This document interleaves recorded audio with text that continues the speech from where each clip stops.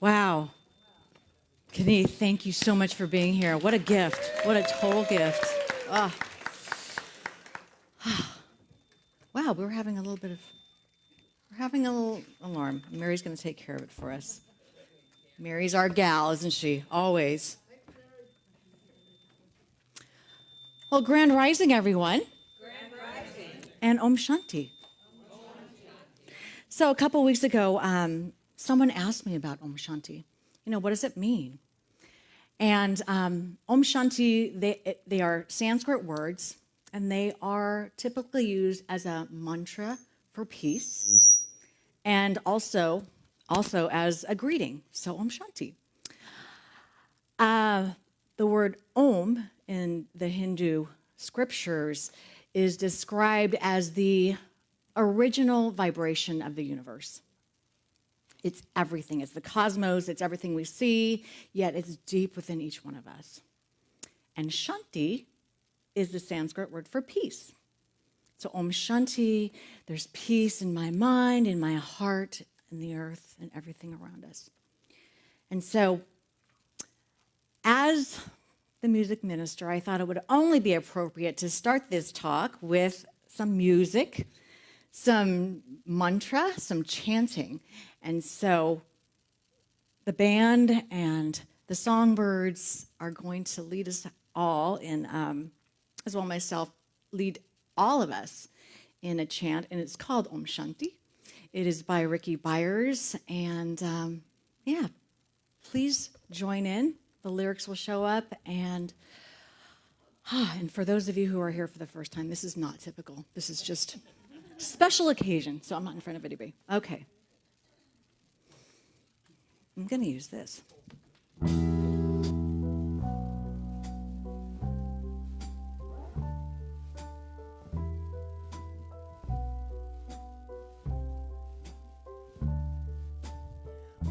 Shanti, Om Shanti, Om Shanti, Shanti, Om.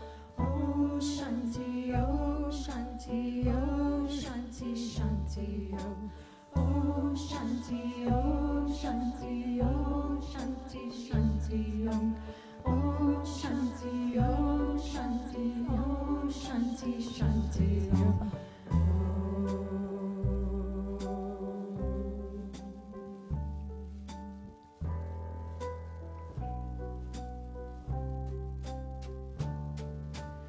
Peace inside my mind, God, and only God is moving me. Peace inside my mind, God, and only God I live to see. Peace inside my mind, God, and only God is moving me. Peace inside my mind, God, and only God I live to see.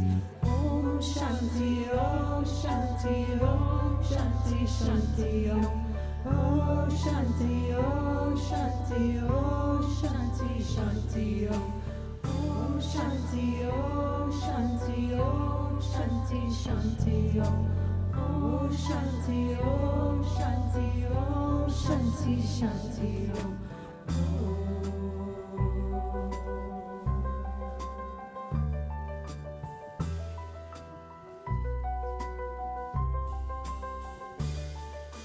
Peace inside my heart, God, and only God is moving me.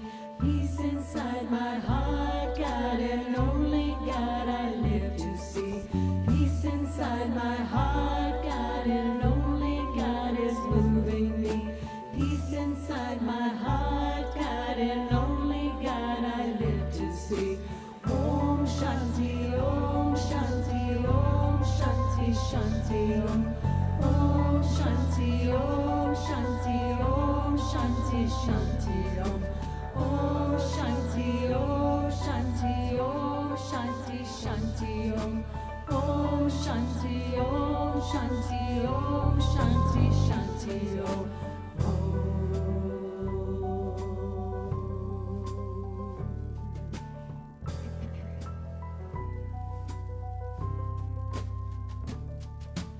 Peace inside the earth, God, and only God is moving me. Peace inside the earth, God, and only God I live to inside the earth, God and only God is moving me. Peace inside the earth, God and only God I live to see. Om Shanti, Om Shanti, Om Shanti, Shanti, Om. Om Shanti, Om Shanti, Om Shanti, Shanti, Om. Om Shanti, Om Shanti, Om Shanti, Shanti, Om. Om Shanti, Om Shanti, Om Shanti, Shanti, Om. Om Shanti, Om Shanti, Om Shanti, Shanti, Om. Om Shanti, Om Shanti, Om Shanti, Shanti, Om. Om Shanti, Om Shanti, Om Shanti, Shanti, Om. Om Shanti, Om Shanti, Om Shanti, Shanti, Om.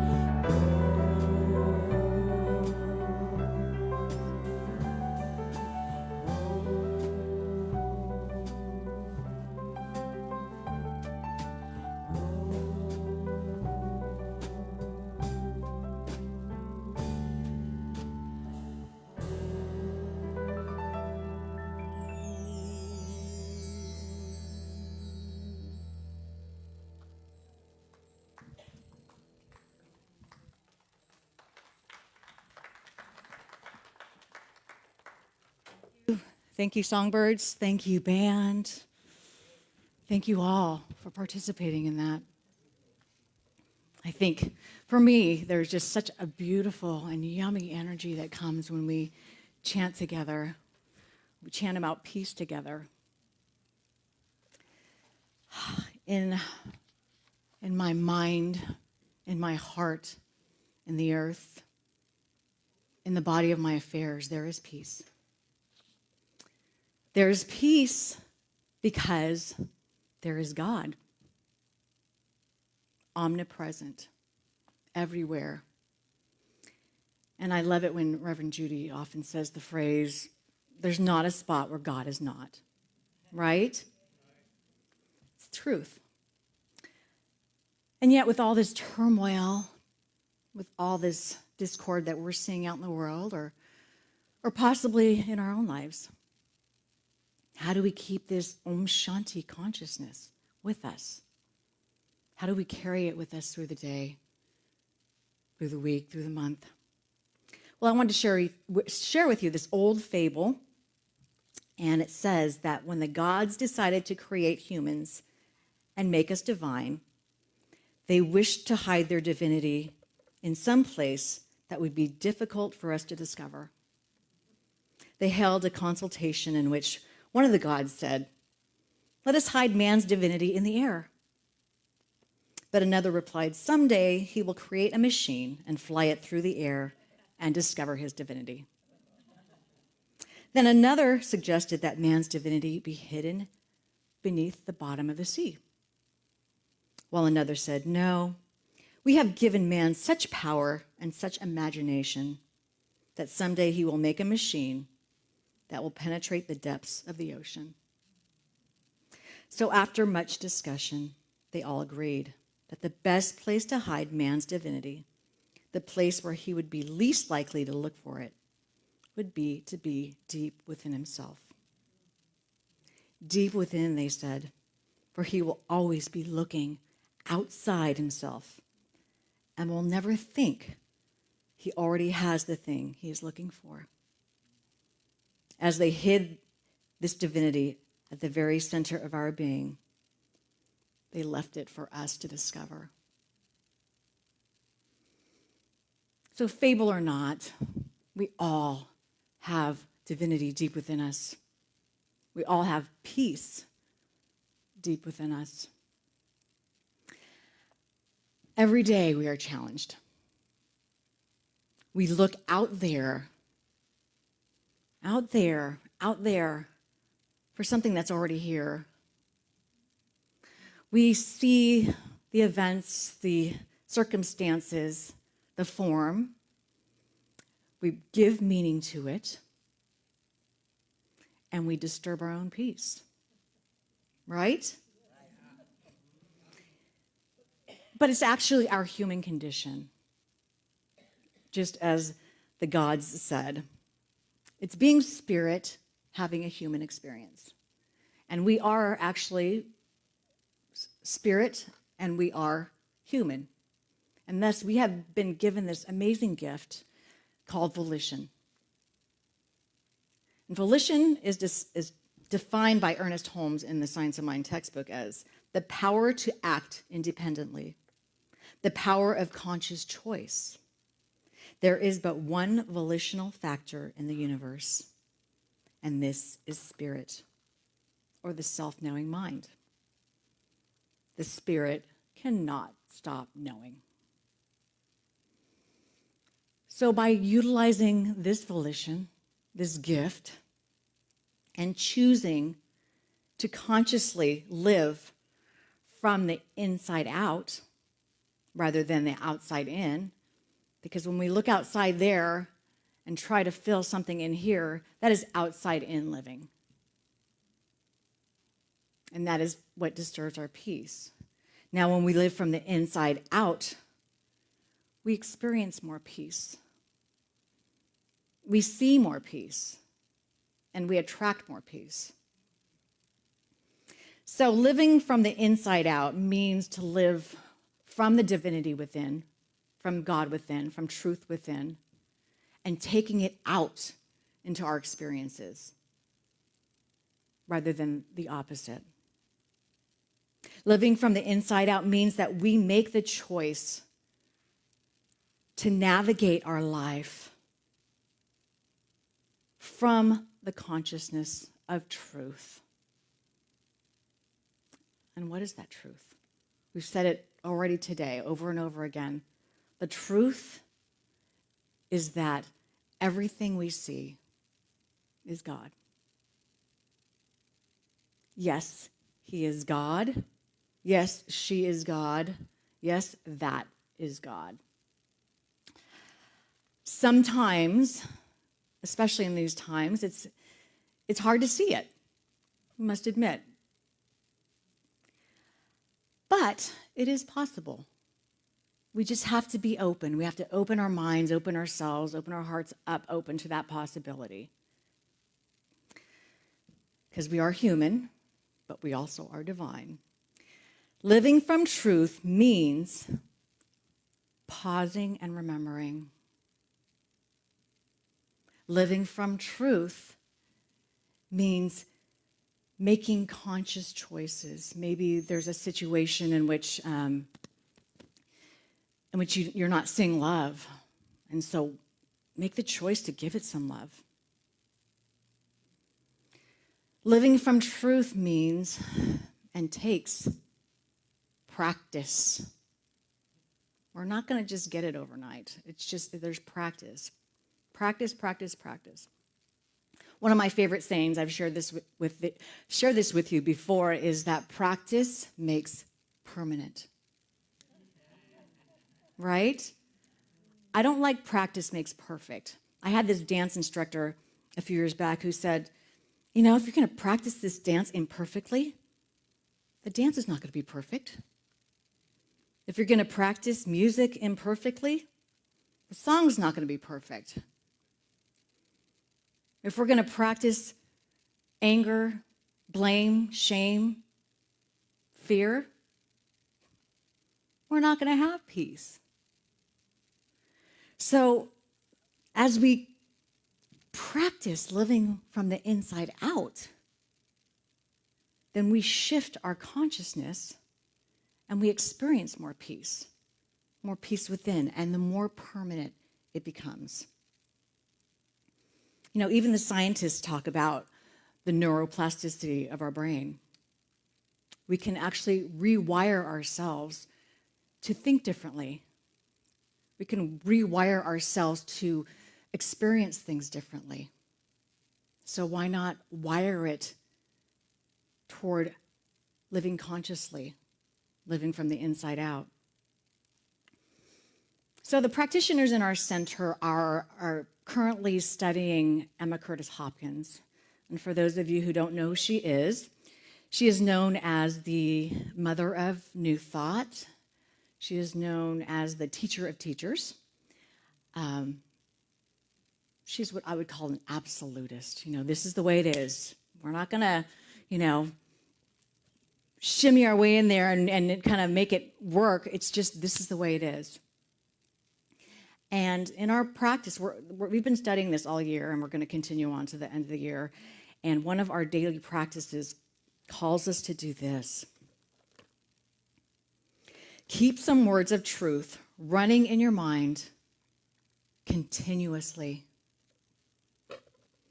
These words reconstruct the mind along the lines of truth, and the environment must follow. I'm going to read that again. Keep some of the words of truth running in your mind continuously. These words reconstruct the mind along the lines of truth, and the environment must follow. What kind of environment do you want to have for yourself? I encourage you to practice this. Try this for a day. Then try it for a week.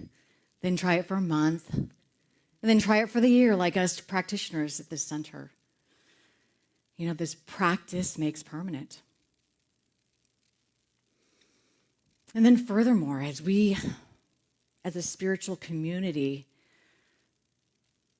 practice this together, it becomes even more powerful. As this Sangha, we could make a difference. So Sangha is a Sanskrit word from both the Buddhist and the yogic traditions, and it means spiritual community. And this is the community that people come together to support one another on their spiritual paths. They come together to experience a culture of love and peace and belonging. So what I know is that there's power in coming together as a community. There's power in collectively practicing peace. And as a tangible demonstration of this, 20 peer-reviewed studies and more than 50 demonstrations have found that when a relatively small portion of a population, like our Sangha, practices transcendental meditation and its programs, there is a decrease in negative trends such as crime, violence, and fatalities. This is known as the Maharishi effect. So, as our Sangha, we have that power. We have that knowledge.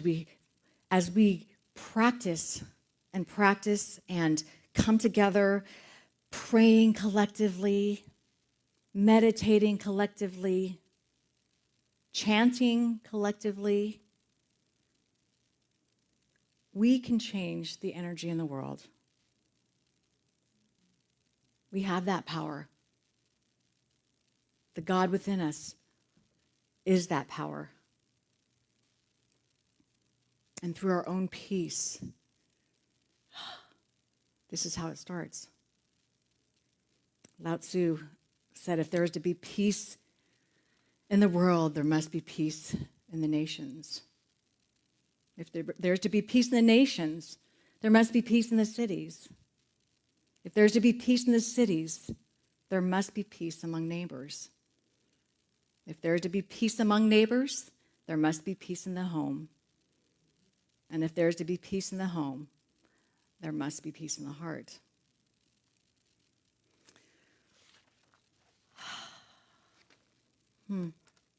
So this week I encourage you to find your practice, to find the practice where you find the peace in your heart, to find the practice that brings you back to the divinity within, to find the practice that embodies living from the inside out, to find the practice that brings you back to God, remembering God within you, within everybody. It could be meditation. It could be contemplation. It could be chanting. It could be just listening to music or spending time with God out in nature. Or it could be yoga. Whatever it is that brings you back to your inner divinity, practice, practice, practice, and make it permanent. So when we are going through those speed bumps in life, we default back to that truth. We remember who we are. We remember who everyone else is. It's so imperative at this time in the world to remember this. And then as we come together as this community, we become a powerhouse of peace.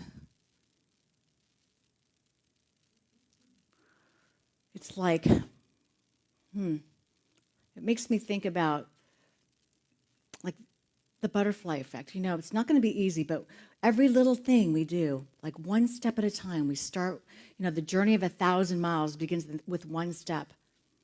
And that one step, we don't know how far it's going to reach. Like that butterfly effect. So just start. Start somewhere. And start now. Because now is the only time there is. I wanted to close with a prayer for world peace by Dr. Ernest Holmes. And it goes like this.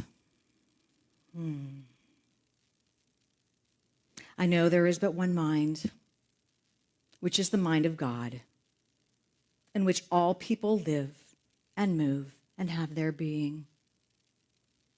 I know there is a divine pattern for humanity, and within this pattern, there is infinite harmony and peace, cooperation, unity, and mutual helpfulness. I know that the mind of man, being one with the mind of God, shall discover the method, the way, and the means best fitted to permit the flow of divine love between individuals and nations. Thus, harmony, peace, cooperation, unity, and mutual helpfulness will be experienced by all.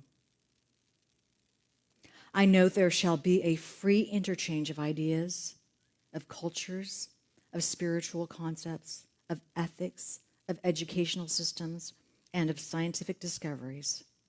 For all good belongs to all alike. I know that because the divine mind has created us all, we are bound together in one infinite and perfect unity. In bringing about world peace, I know that all people and all nations will remain individual, but unified for the common purpose of promoting peace, happiness, harmony, and prosperity.